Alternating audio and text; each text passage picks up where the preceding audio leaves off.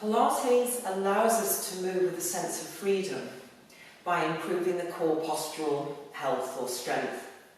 When we first start Pilates, it educates the body to be able to move free of aches and pains. It also allows us to move by reducing the restrictions that are carried through our joints from a very young age. And it also eliminates poor postural habits, in which we have quite a few. So in a nutshell, we have freedom of movement, we have better control of the bony structure, the skeleton, and better muscular response. So we're constantly balancing the muscles that support the bones and joints. And we just think of it in the early stages of Pilates life as just improving the postural habits. And those start right from the word go, when we get out of bed in the morning and go on our daily patterns. So I would like to start in standing. And if you can just support your feet about hip-width apart, we would tend to describe it. And if you look down at your feet, maybe the space between the big toes just a little bit wider than the gap between your heels. And just looking at how we can support the skeleton well, and maybe looking at a slightly negative postural habit as well. So I'm just going to ask you to slouch, and by slouching, nodding the chin, by slouching, rounding the shoulders, and by slouching, bending the knees a little. And it's important to appreciate that Pilates is not just a group of exercises performed, it's actually being very aware of how we can make better our transitional movements too. So for example, slouching to standing tall is a little bit of an effort when it comes to supporting well. So in that slouch position, focus on the feet and notice where your balance is to the sole of each foot. I'm just going to turn around to profile. And with that awareness of your feet grounded to the floor, can you just shift your weight balance over the toes, but keep your heels down? Shift your weight balance into the heels, but keep your toes pressing down to the floor. Repeating forwards with the weight balance and backwards. Now, of course, we're connected from the feet right up to the crown of the head. It's called a bony connection, it's called a muscular connection. So as you shift the weight forwards, do allow the spine to follow. And as you shift the weight backwards, likewise. Can you find the response through the centre? In other words, keep the heels and all 10 toe pads pressing down to the floor with balance. Now shift your weight balance into the right foot. Notice how your body responds. And likewise via centre to the left foot. So we're purposely shifting off the centre line. Can you come to centre, where both feet feel as though they're evenly pressing through the floor? Now to stand tall and without too much effort, push through your feet. So imagining you're pressing the floor away, which will allow the knees to lift, which will allow the hips to lift, which will allow the spine to grow. And there's this feeling of opening up the joints, which is so incredibly important when it comes to improving the posture. And Pilates is based on that decompression. Can you repeat the slouch? So we're just softening the knees, rounding the chest. Push the floor away through the feet. So you're initiating the work through the feet, so important to understand for good posture. We're getting a sense of lifting with the knees, through the hips, through the crown of the head. But it's an easy posture, it's not forced. Don't think of Sergeant Major where you're pushing your chest forwards and throwing your shoulders backwards. Instead, think of elongating the spine, the crown reaching up. That's the crown of the head reaching up, and the tailbone reaching down. And then in this standing position, just recognise where the muscle tone is to support your skeleton. And try not to pull up through the knees. Try not to grip the seat.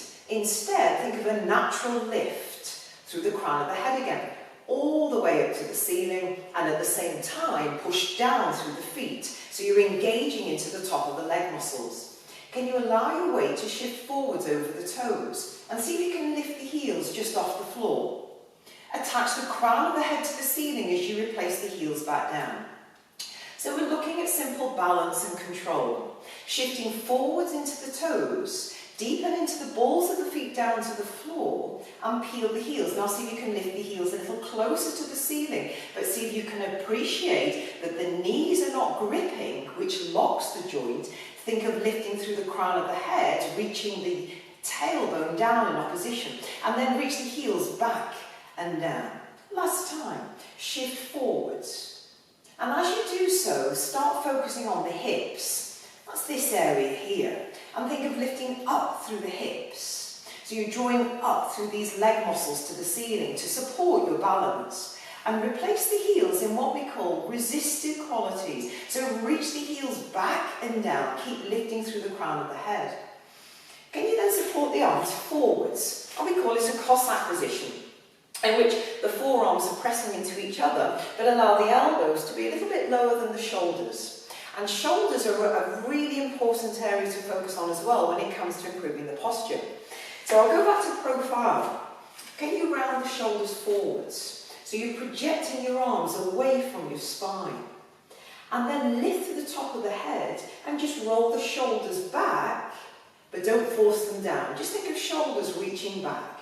And at the same time, press through the feet to keep those tops of legs active. Last time, round the shoulders forwards. Notice how the spine follows. Maybe look down towards your toes. And then to re-snap the spine so you're standing tall, lift through the crown of the head. Roll the shoulders back so you can feel the head of the arm drawing back into the socket. So the arms are reconnecting into the spine.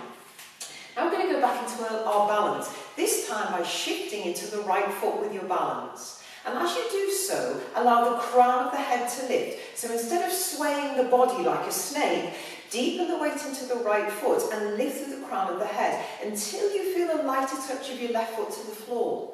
Peel the left heel. And just see if you can support that balance further by lifting through the crown and picking up the left knee as well. So a simple single leg balance. Replace the left foot, toes first, ball second, heel last. Find centre with your balance, standing tall. Recognise whether you're pulling up through the knees. And instead of pulling up through the knees, can you think of drawing up from the back of the thighs? These muscles in the back line of the leg are your balance muscles. We'll call them the hamstrings. Standing tall. And then shift the weight balance to the left by lifting. So you're just starting to acknowledge that feeling of opening up the joints rather than compressing and sitting. So we're lifting up through the left hip this time, but keep the shoulders reaching back. And then peel the right heel. Notice any change to the balance through your left foot. In other words, do you roll through your foot? Quite likely. So if you can, keep the big toe of your left foot anchored. Peel the right heel, and if you feel you can, pick up the right knee. And keep lifting up in thought out of this standing left hip. And then replace toe, ball and heel. Can you stand in the right? And as you shift to the right, lift the crown of the head. Peel the left heel again. And as you pick up the left knee, is there some movement in your torso? Can you turn your rib cage to the left as well? Very taxing, very challenging. Keep lifting through the crown of the head like a spiral to the ceiling. Unwind the spine to centre as you replace the left foot, toe, ball and heel. Now you might notice your movement is a little slower perhaps, or even quicker. But it's not about achieving the end goal, it's just achieving what you can work to at the time. So if you don't want to lift the toes, please don't. Finally, standing in the left, peel the right heel and then roll to the top of the toes. And whilst you're focusing on the movement of the right foot, have a think about lifting up again out of the left hip through the crown of the head. And if you can, pick up the right knee. And if possible, turn the rib cage likewise to the right. And if you're not happy, don't. And then unwind, lifting through the top of the head, keeping that left foot firmly anchored to the floor, big toe and heel, replacing the toe, ball and heel. Let the arms rest. A movement which is very, very common in everyday life habits is just rounding the spine, as though we were picking something up off the floor. So we're looking at how we can make that spinal movement more functional, more efficient for the back. Just let the arms hang. And can you return into the slouch, bending the knees, and just rounding your shoulders and nodding your chin. So to stand tall, it would be very easy to throw the head up. Lead with your feet instead. So press down through the feet. Think of lifting up through the top of the head and just easy shoulders, arms hanging loose. Can you nod the chin down into the chest? But as you do so, identify where your weight balance is carried through the foot. Try not to throw the hips or the weight back through the heels. So stand through those toes, stand through the heels. And then getting a sense of lifting up the spine as you round the spine towards the floor, looking in into your centre. Now your centre might be your rib cage, your belly button or your pubic bone, something similar, or even your knees. And imagine your spine is rounding over the top of a barrel with the arms hanging. But try and keep your weight balance shifting forwards into the toes. So the intention is to not touch the floor with your fingers. It's just to allow the spine to open. So once again, we're looking at these open joints of the anatomy.